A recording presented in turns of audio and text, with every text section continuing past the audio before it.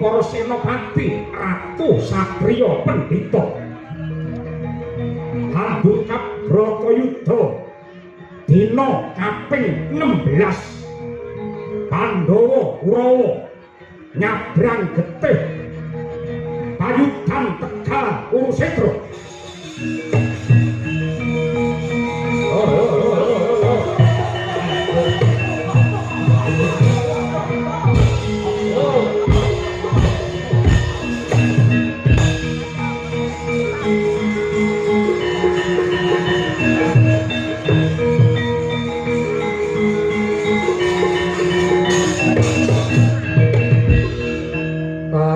Samar pamor ring suksma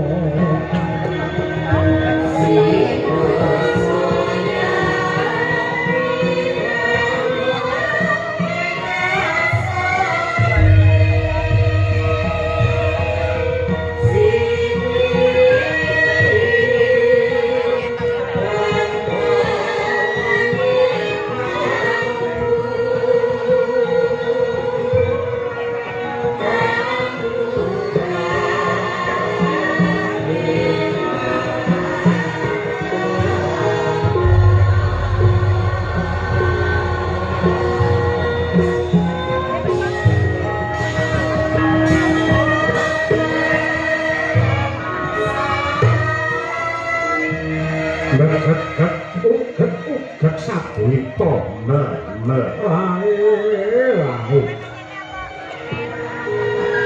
Nuwun sewu sinuwun Prabu Sri Bathara Kresna. Kula suwun ampun gugup lan gagap nggagapi dhumateng lelampahan menika.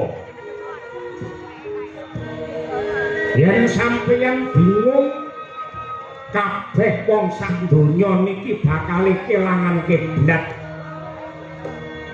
Yen wong sak jagat niki kelangan kiblat, mesti bakal sasar susur merga ora ana penggedhe utawi piyayi sing kangge gondelan.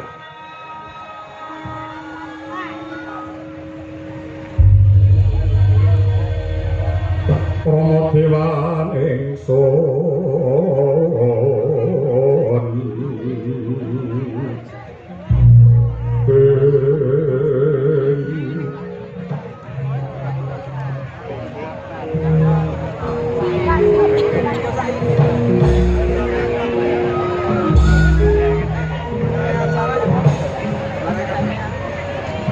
Kyai Semar Badranaya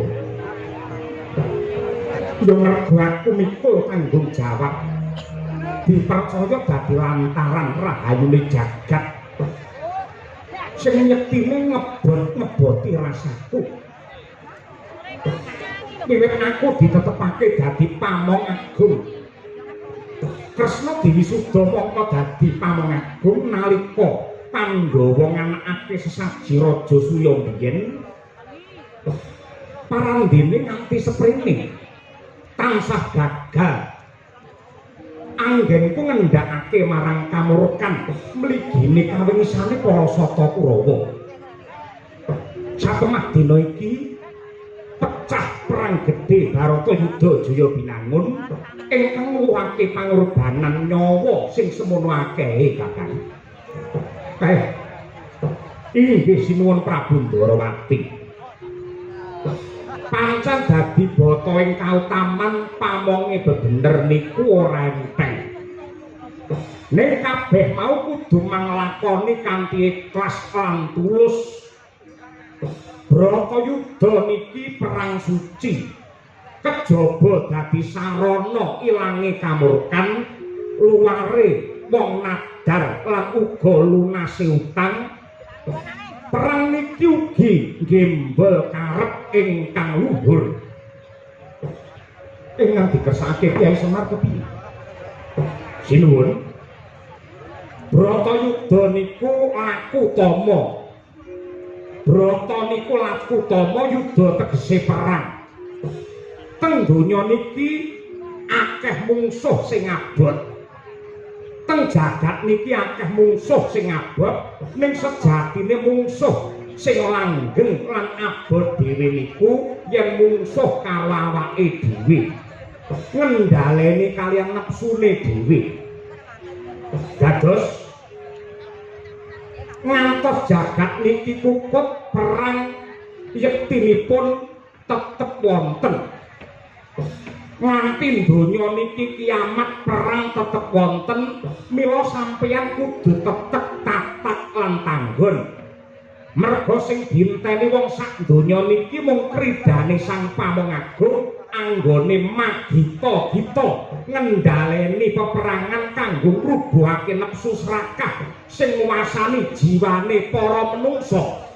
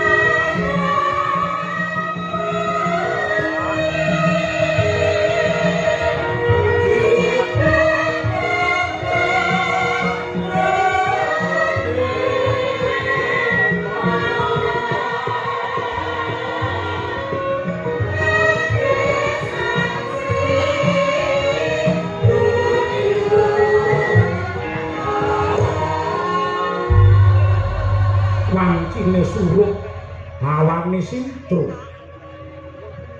ingkang keprungamung sambat tangis lan lelayu. Para prajurit ingkang nandhang sakit rintih perih dadi korbaning Brakayuda kawimbuhan pandhriting waranda lan tangise bocah ula yekti mimbuhi kekesing swasana. Pasanggan Wulu Pitu kawis tinggal sepo sepi asamun. Sanadyan wis kathah nuwuhake pangorbanan parandene datang bisa nyurekake sorote paningal kang pindha macan bingkik memangsang panenggih Sri Ngastina Prabu Duryudana mangkono tanggap ing sasmita nenggih Rakyana Patih Harya Sengkuni Sigra mangarsa budidaya mrih lejar ingkang ngeden nandhang wigena.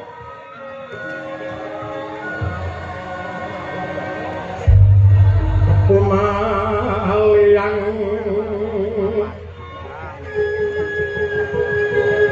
klotoking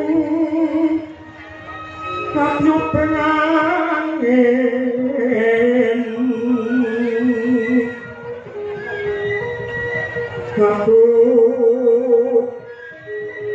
aduh pan lengkan puro kipon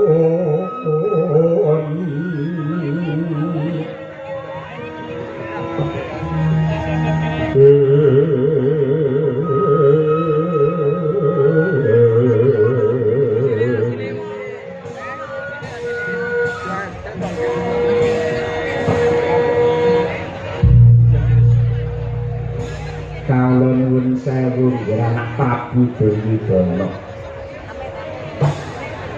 monggo kulaturi paring dawuh supados ingkang paman Plasa Jenar saged amatrapaken diri anak Prabu. Paman Patih Harya Sengkuni kados pundi nggih? Sampun kathah Senopati prajurit Ngastina ingkang dados korbaning Bedhal Puruseta. Inggih kasinggihan dawuh Paduka pramila. Monggo samangke enggal nindakaken reka daya rekayasa kangge ngawekani lelampahan menika. Reka daya kados pundi Bapak? Nggih nindakaken karti sampeka kinarya ringkihipun para Pandhawa. Bebasan kena iwake nanging aja nganti butek banyune. Tegesipun Bharatayuda jebul sanes cara ingkang trep kangge nyikara lan nyirnakaken dhumateng para Pandhawa. Raja kekalipun samangke kados pundi? Nuwun sewu kedah mawi cara bidung api rowan. Etok-etok ngaku kalah kaliyan para Pandhawa nanging menika kangge miwiti damel rekayasa melih. Gandeng nalika para Pandhawa kalah sesukan Dadu lan negari Ngamarta paduka depani dangunipun 13 warsa. Tegesipun para kawula Ngamarta sampun kulina gesang kanthi tata cara budayane Kurawa. Tiyang Ngamarta sampun kecalan jati diri, sampun kula rusak budayane, sampun kula pecah ing dados kerukunane.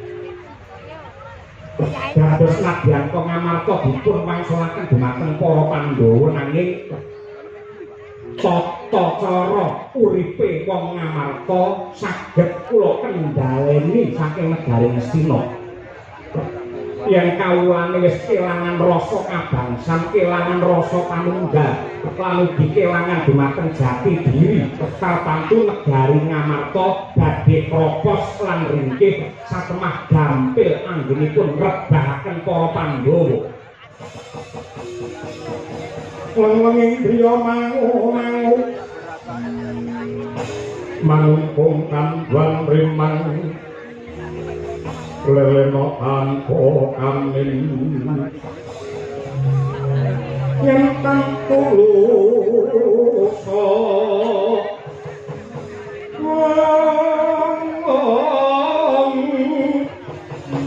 mengkusang diagutama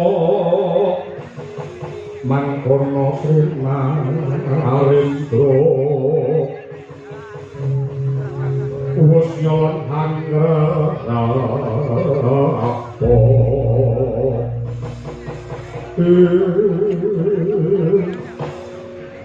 paman apik ayo sengkuni kados pundi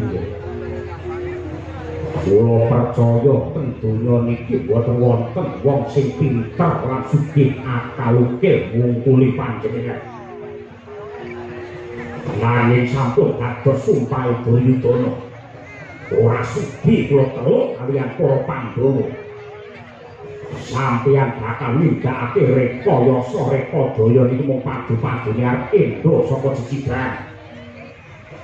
Dinten iki kula boten butuh rekayasa nanging kula butuh senopati kang wani korban jiwa raga kanggo ngreksa dhumateng kawibawanipun negari Ngastina. Ngibarate geni paman Sengkuni kang ngurupaken dadining perang Bratayuda. Kula wani netepaken Bratayuda dadi menika karo manut kaliyan sampeyan. Sasampunipun Bratayuda kelampahan lan kathah nuwuhaken pangorbanan sampeyan arep selak saka sesanggeman. Dene samangke sampeyan aja mula ngker kaya cacing sing ora bejaji. Mandhukake kasedhiyan lan jiwa kaprawiran sampeyan. Mang maju perang rakitan siji mang cangke dasi pendho.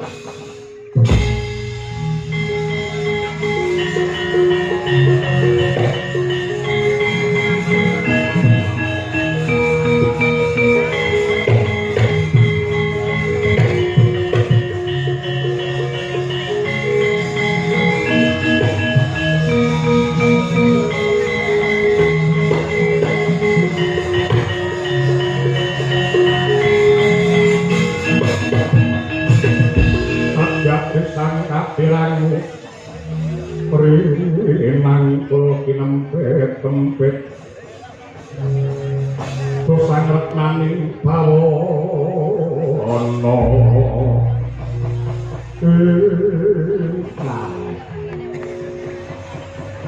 nadyan to kados sinambring gelap jantung kula nanging kula rumaos marem dene palungguhan samake sampun pikantuk pangasih lan ugi kapitayan saking Anggel Duryudana anggen kula badhe ngerti ngalaken lelabetan kula dhateng negari Ngastina. Pramila saking menika Bratayuda dinten ingkang kaping 16 sanes sinten-sinten ingkang dados senopati kejaba wong plasa Jenar Sengkuni.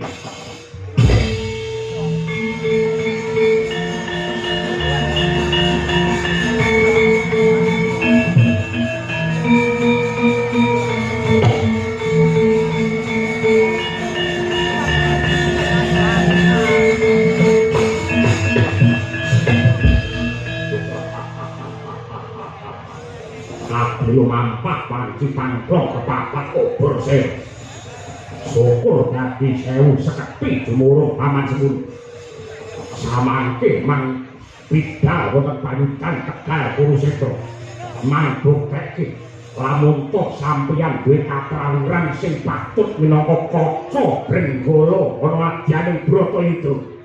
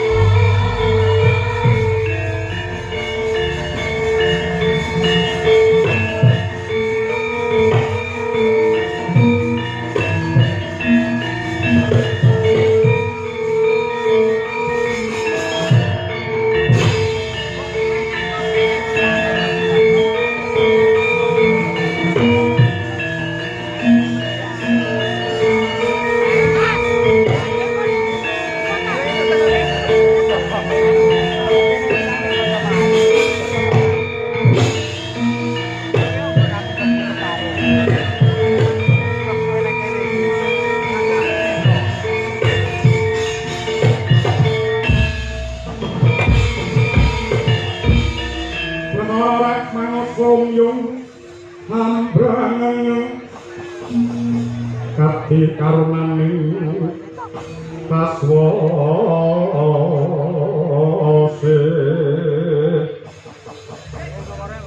neng marga memawatkum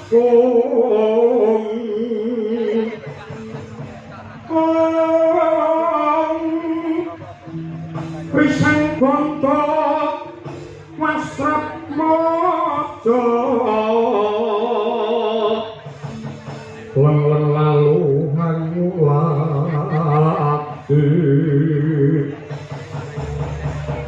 surya mangrang sang waya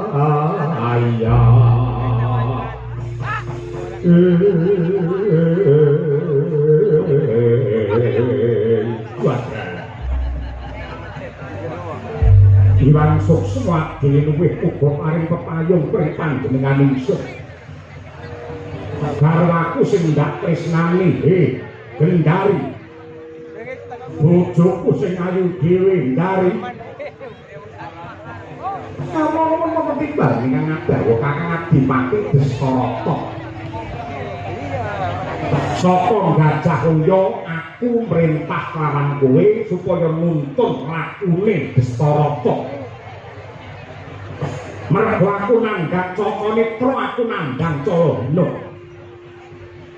Aku tuntunan supaya teka ana madyaning Tegal Kurusetra melu nekseni gumlare perang Bratayuda. Iki tekan endi, Ndang?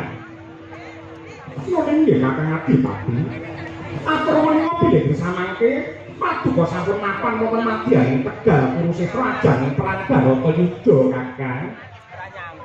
Wis tekan ing Tegal Kurusetra, sing iya.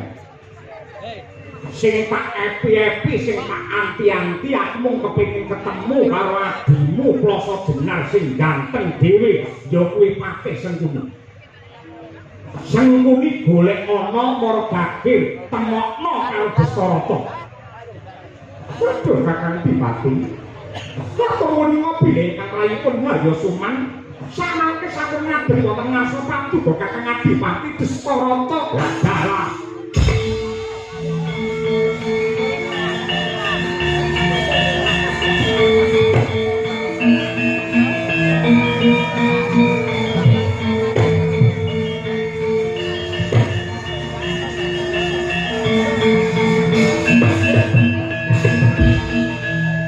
nuwun sewu Kakang Adipati Destarata.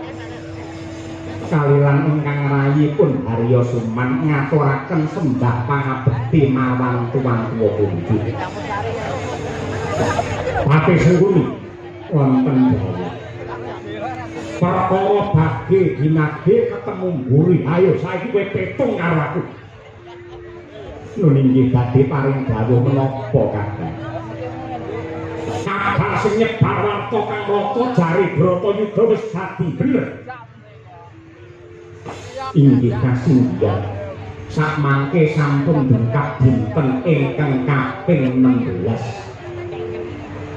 Kabare Kanjeng Rama Takanda Sang Mahatma Bisma wis seda. Sampun gugur ing dinten kaping 11.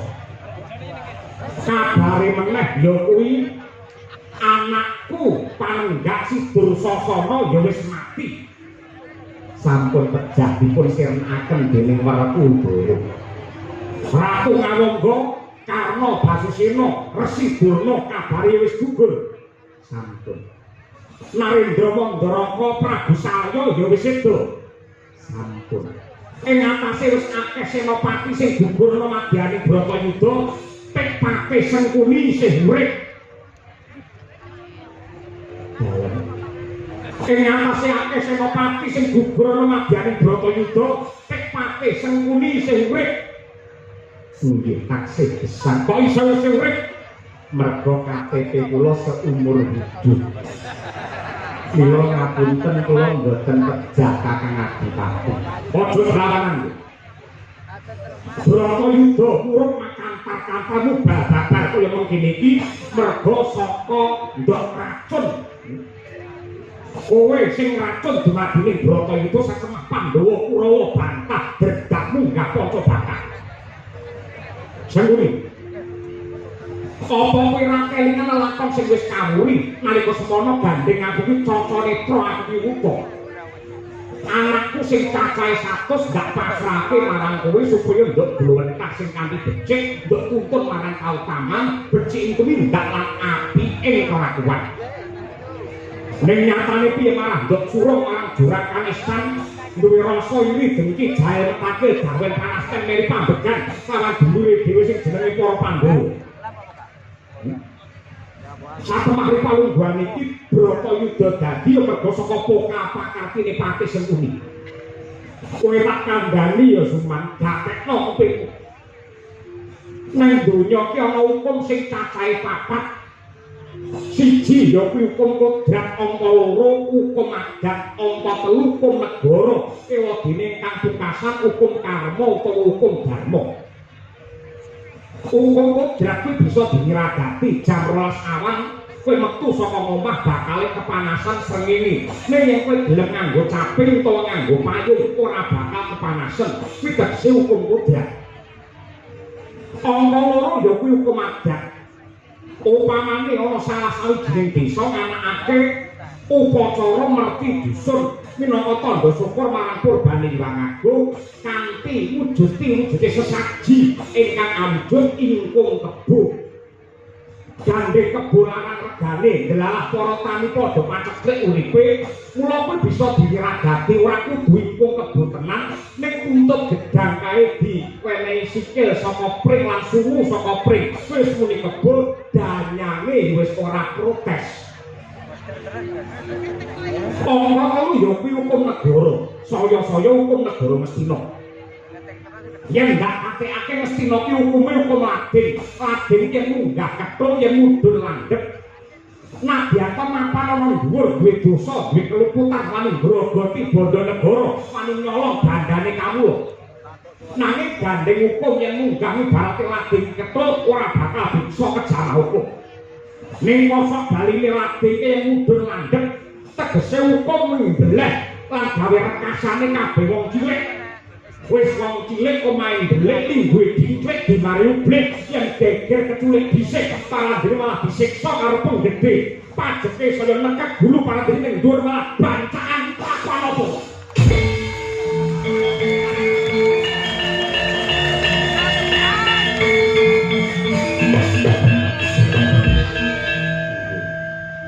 Ngapunten bener apa ana kandhane nggih pancen saperangan para pejabat Ngastina kados mekaten ning ugi wonten pejabat ingkang sae ingkang nuwun sewu lambangipun menika wit waringin warninipun kuning niku sae merga nguri-uri dhumateng kabudayan nglipur dhumateng para warga ingkang sami pinarak wonten mriki sedaya niku tiyang sae.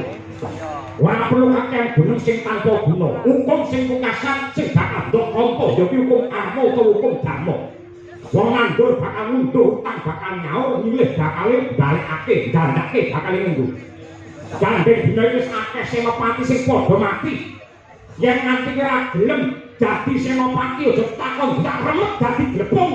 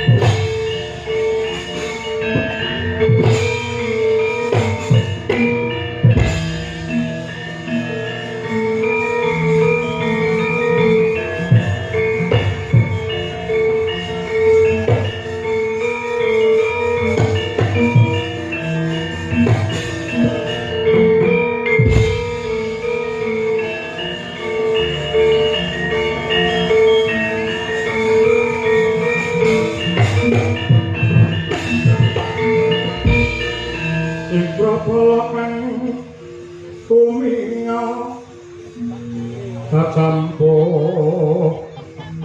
samya medali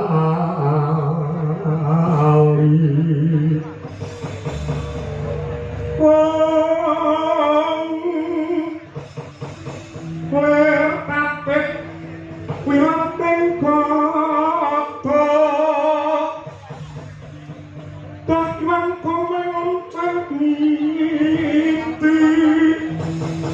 bincang sangaji micayo latinya ngetali luwus terus Surawilaga kaya kuta singa prakelo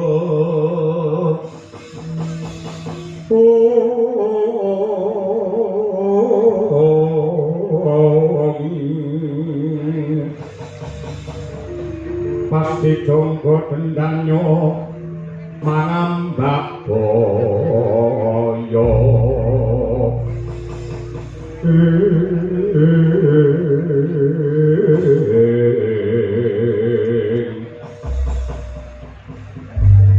Kawulung sewu Kakang Patih Haryo Sengkuni kaparamiji dumateng ingkang rayi ing plasa Jenar kula nyadong dalu kaliyan kula cemabung dawuh Kakang Patih kadang-kadang kuwadi-adiku ratu sakembaran kowe Gajaksa lan uga Sara Basanta apa to sebabe kowe adoh ndak awit cedhak saya ndak raketake mergo lebak wigati ingkang bakal ndak badal wis akeh asil bumi lenga bumi Ngastina sing ditewu kaya bayi diwenehake marang negaramu ya kuwi plasa Jenar sing tegese wong Ngastina banget anggone tresna kelawan plasa Jenar. Nah, gandeng iki palungguhan iki Bratayuda wis dadi. Turpun Kakang wis pinilih ketiban sampur nampa pakurmatan mongko dadi Senopati Agung. Mula kang mangkono ri palungguhan iki genti tak jaluk labuh-labekmu Darma bektimu marang para warga Ngastina, mligine marang panjenengane anak Prabu Duryudana. Sing dadi Senopati Agung Patih Sengkuni wadene Senopati Pengapit Gajaksa kelawan Sara Basanta. Yen dene kados mekaten boten langkung sendika wis taken dawuh. Bidal bincang menapa Kakang Patih? Nadyan kok rambatan tundak sambung obor colok entah. Liwat dalan sisih etan muga-muga nemu bejo lan kamulyan. Wadya bala sak anane saka ing plasa Jenar budal dina iki.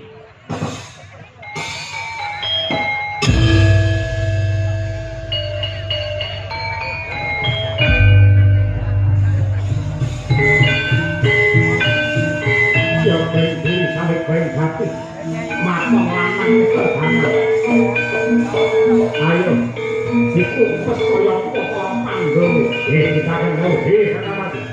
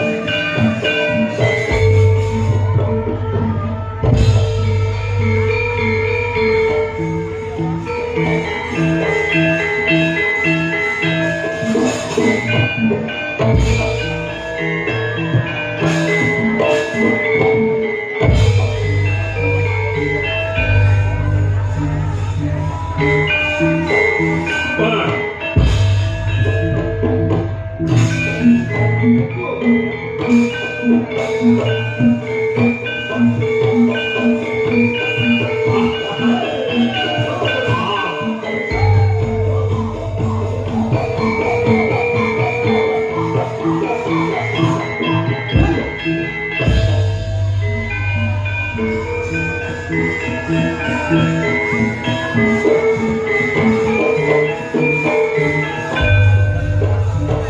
buka, yo, yo, yo.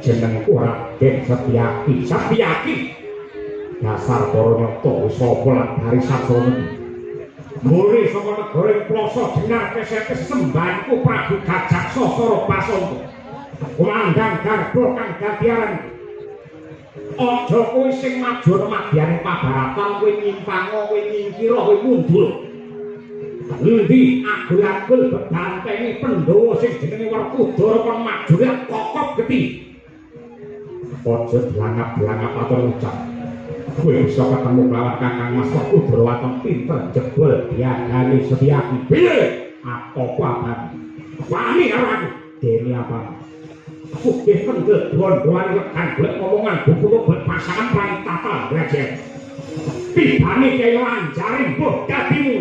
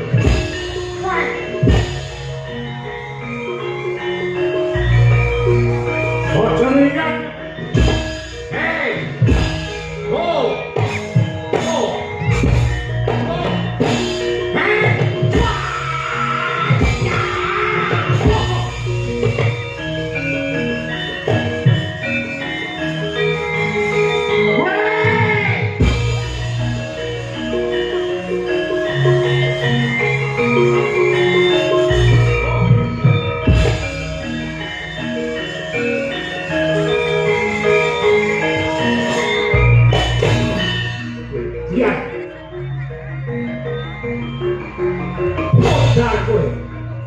Lho. Hop, bocah kowe. Hop, bocah kowe. Hop, bocah aku. Mati. Nah. Nah. Oh. Ah. Oh. Ah.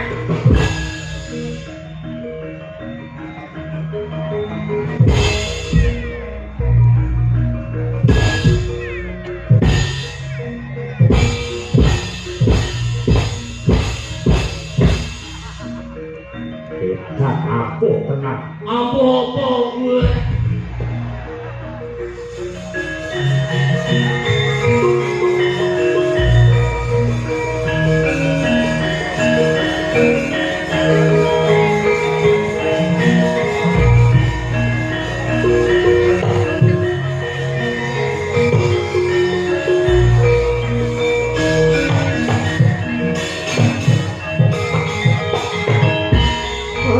Nyokong alubur dasar kakak wananipun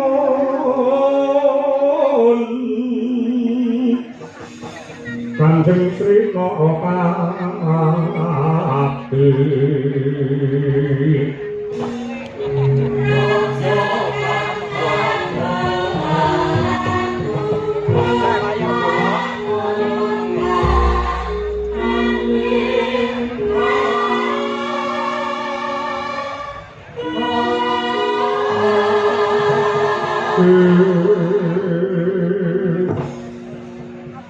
Iblis lamat setan ning menungso.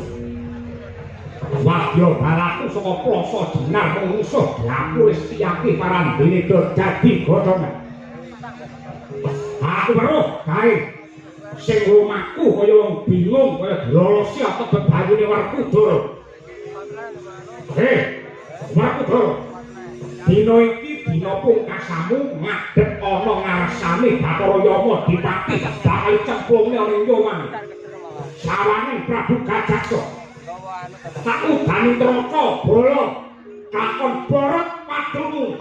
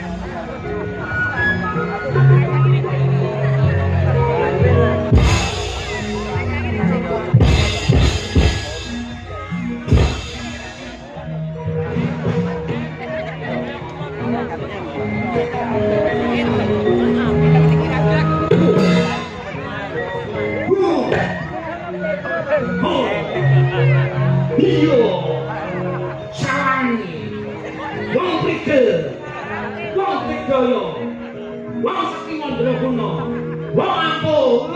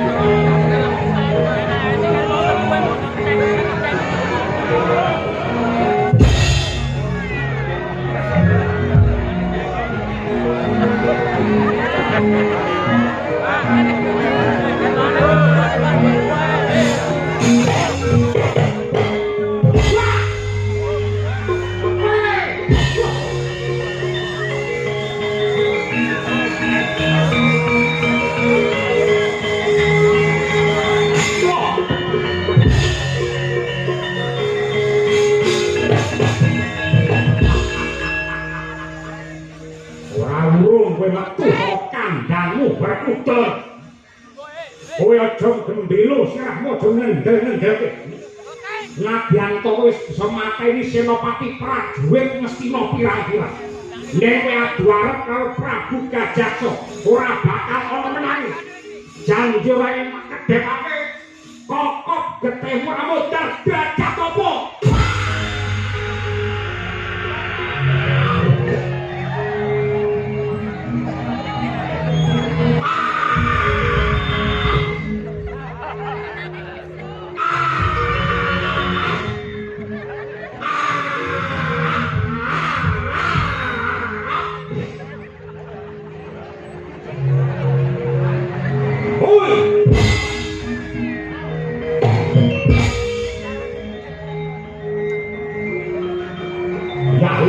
Terus keringet bayarane piro?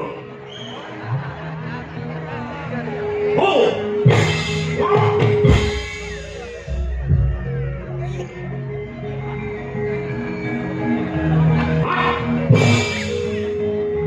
Oh!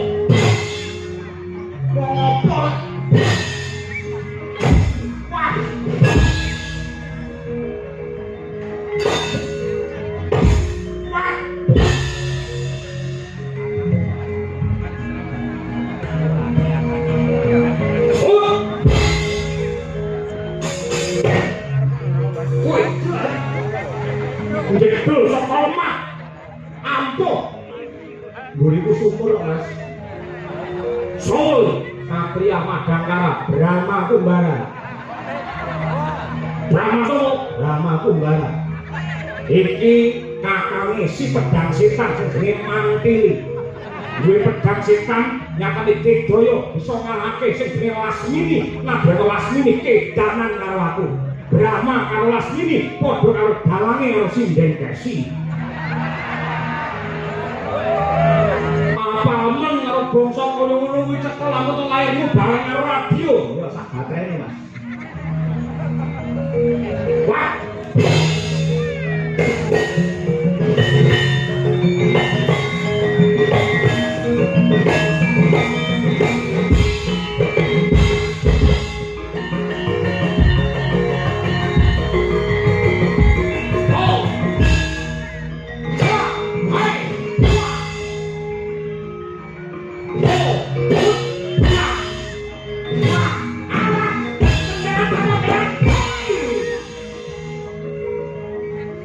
Tibane Jeti Mejet Wisya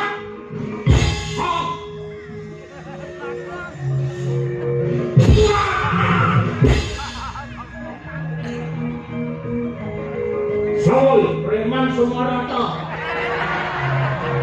Aku sing tukang lari ning pasar. Anane hilang nyawamu.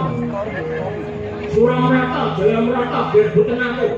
Sayuta Mara sakete muri. Ampikan kaya wong dana, rebutan kaya menjangan mati. Ora bakal digrek wuluku sawembo.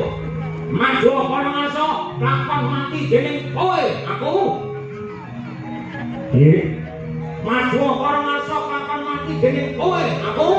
Wale mati dening aku, kowe. Pancen tak balik.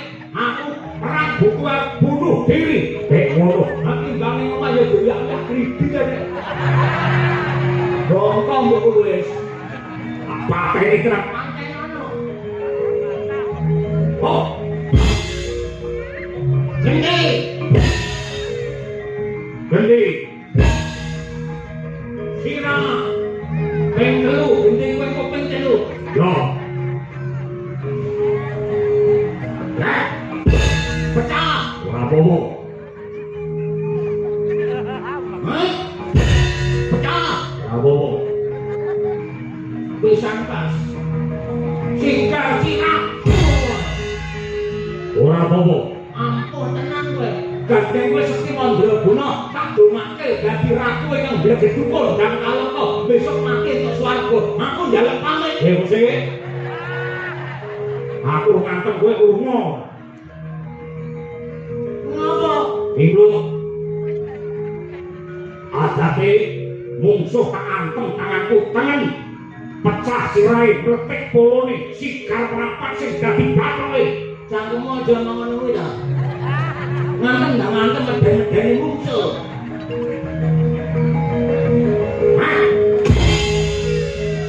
Pecah. Ampun tenan. Pindhokas. Oh. Pecah. Sangkas. Pecah. Tambah cici. Tambah cici. Tambah cici. Tambah cici.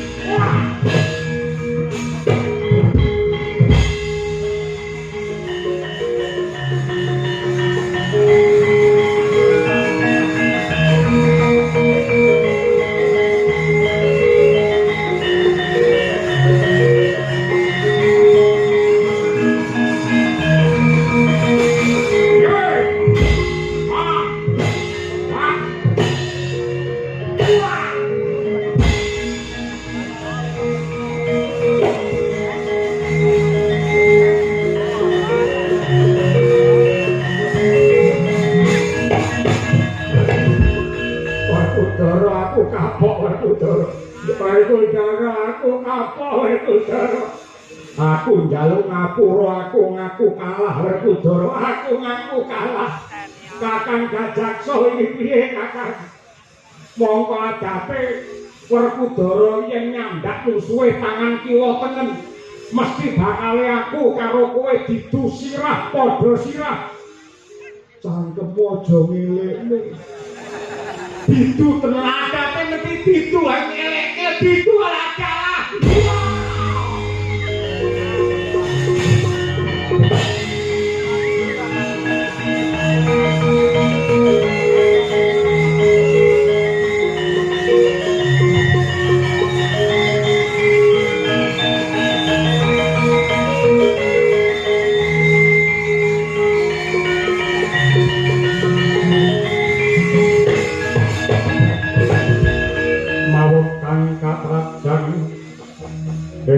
Rahana wadya sang Kaprabon pang Kanabramarkata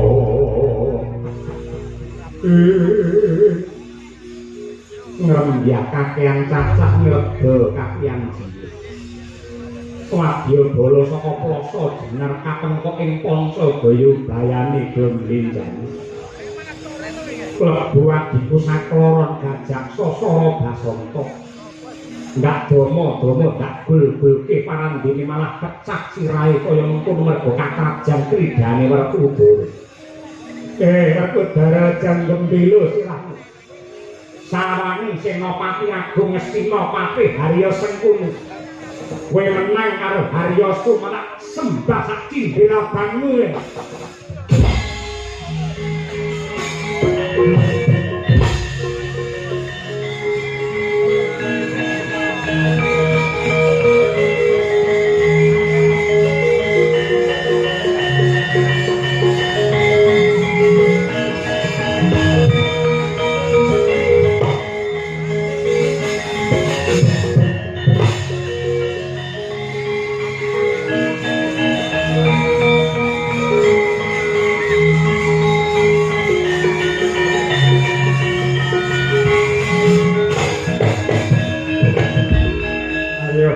Tamara saketingun ampian kaya wong jala rebutan kaya menjangan mati Werkudara gandeng wis mateni adiku Gajak Sasara Basanta utang wirang nyaur wirang tang pati nyaur pati pirang-pirang lakon para Pandhawa ngrasake sengsara merga cangkeme Pati Sengkuni Ripalungguhan iki pangadilan saka Gusti sing bakal mbok tampa apa abamu kok kira aku wedi lho maju para ngarsa ayo tandingana Sang Senopati Agung ora kakon glundung ndasnek gurone batangmu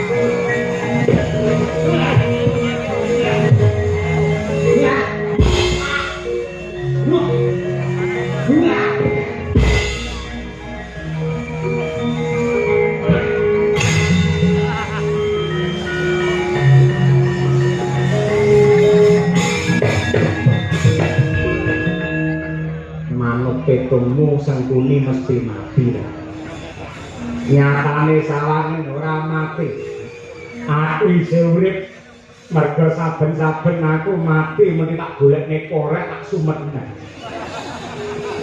terus ngerokok kedal-kedul sawangen Werkudara kecilik Sengkuni isih urip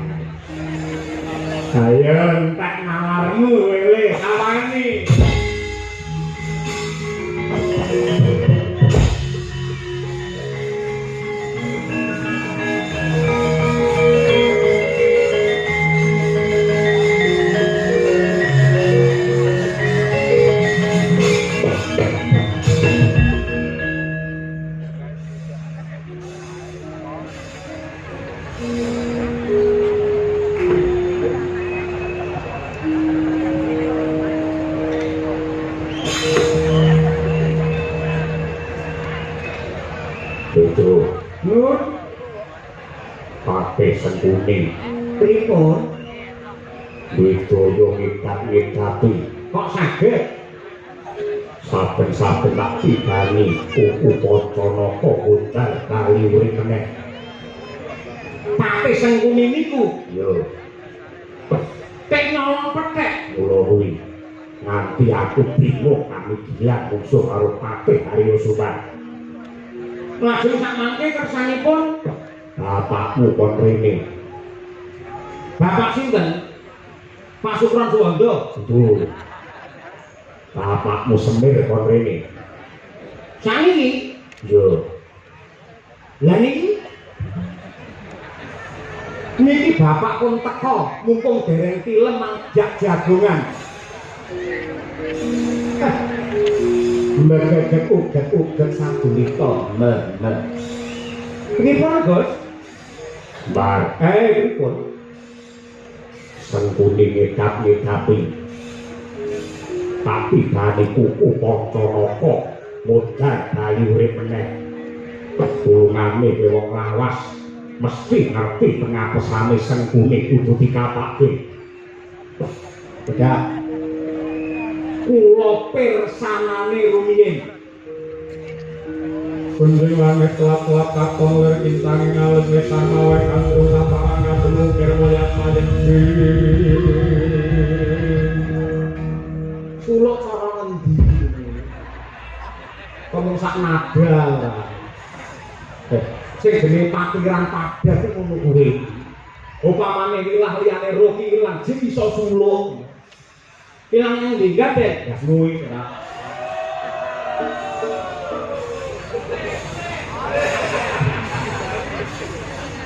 Ndara Bima, apa? Kula tak matur. Nggih. Jenengan kemutan apa mboten nalika jenengan taksih lare?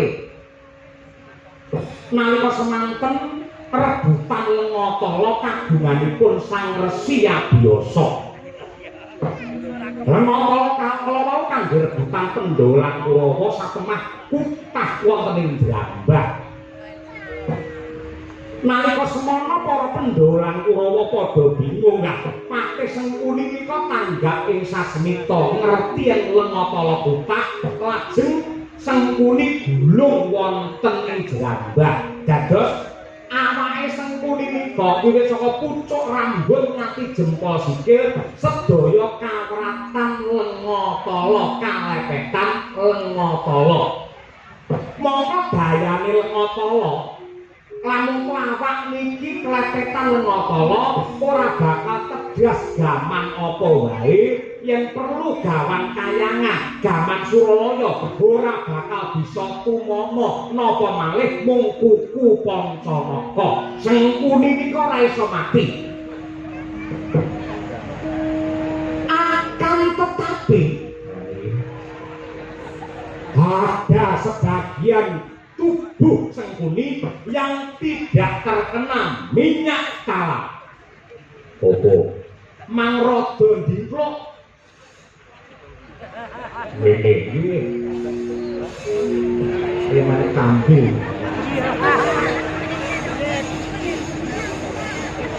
Ada sebagian yang tidak terkena minyak kala. Wonten sanes kejawi bubur yopo cantoko yopo madidan yopo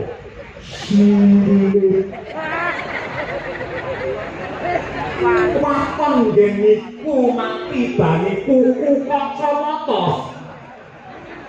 Pancanaka ponton kliwon legi waton nggih niku mati bani kuku sampean pek Sengkuni ora mati kula mang seneni mau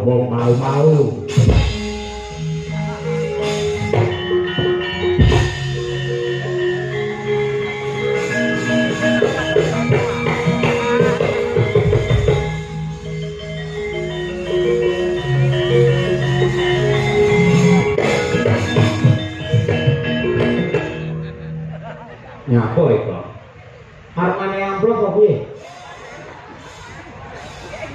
Ngene iki jenenge ora adil. Ora dile makan gondi. Iki mau Ndara Werkudara ngerti apa sing dibisikke Bapak Semar. Kowe ya ngerti apa sing dibisikke Bapak Semar. Wong papat sih ra ngerti gur bagong tok. Diarani aku wong petuk kok kalian ngene iki.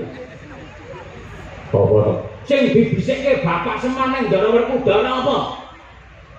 Kuwi ngelmu dhuwur, ngelmu luhur.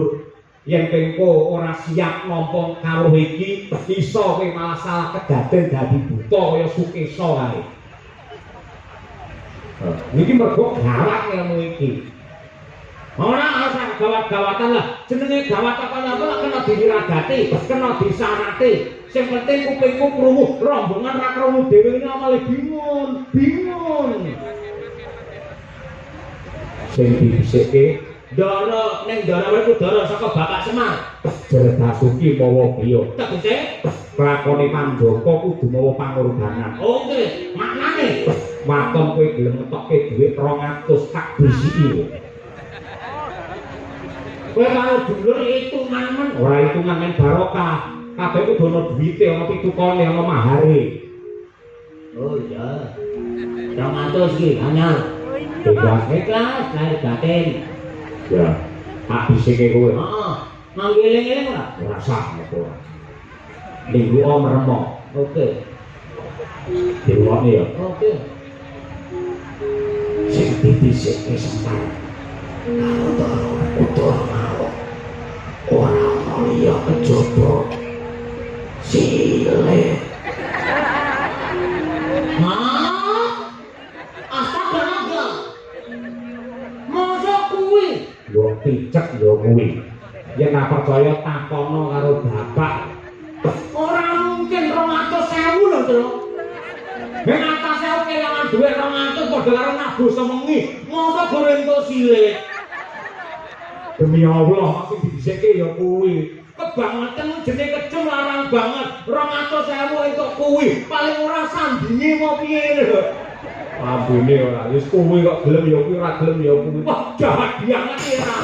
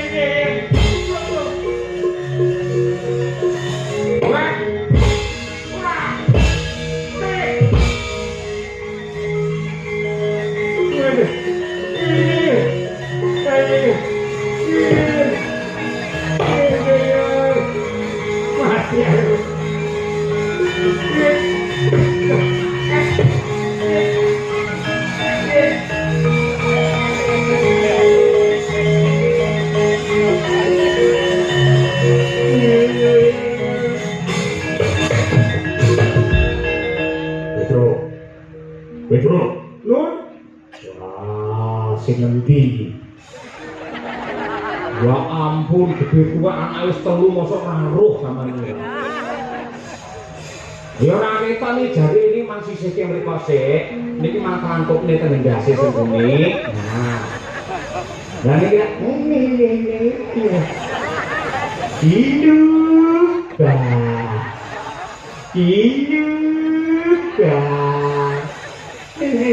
Antang-antang biang bintang-bintang kati lebar.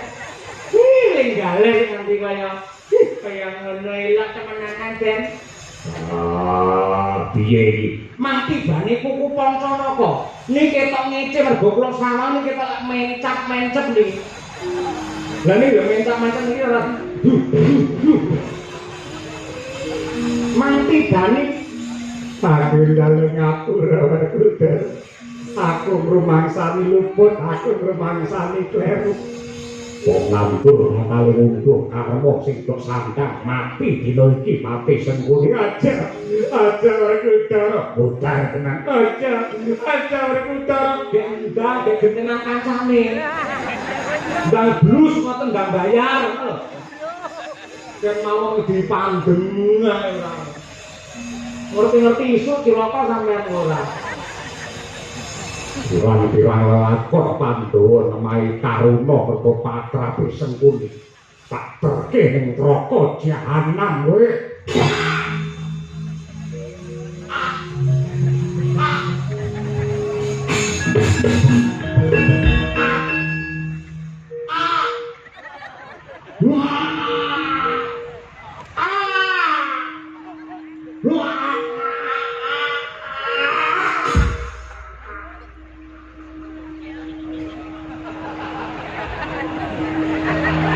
Aku sapa ndak diabone aku ta? Ora nengane ora. Diambu dhewe. Edan. Bagong. Non, Rene. anjen apa? Udah kena. Orang sakne kabeh putih.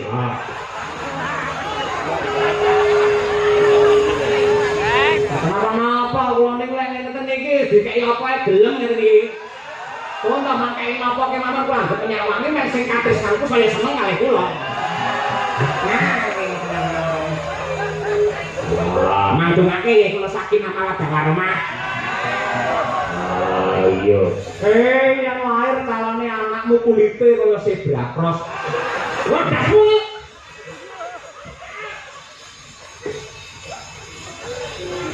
Enten napa nek gunjul ngoten enten napa?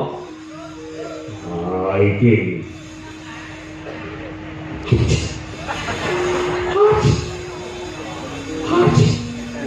Dibilangi ndang iso mriko.